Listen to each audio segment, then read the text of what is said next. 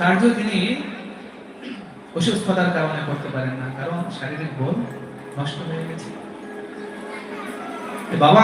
বাবাজি মহারাজ অর্থাৎ শ্রী শ্রী অষ্টোত্তর শত ডক্টর স্বামী প্রজ্ঞাদাস কাঠিয়া বাবাজি মহারাজ, তিনি আঙুল দিয়ে শ্রী গুরুদেবকে শৌচ করাতেন, আঙুল দিয়ে।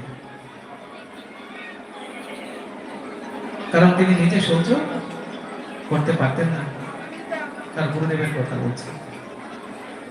তারপর স্নান করিয়ে নিজে কাপড় পরিয়ে ঘরে নিয়ে আসতেন গুরুদেবকে, আসনে বসিয়ে দ্বাদশ অঙ্গে তিলক রচনা করে দিতেন,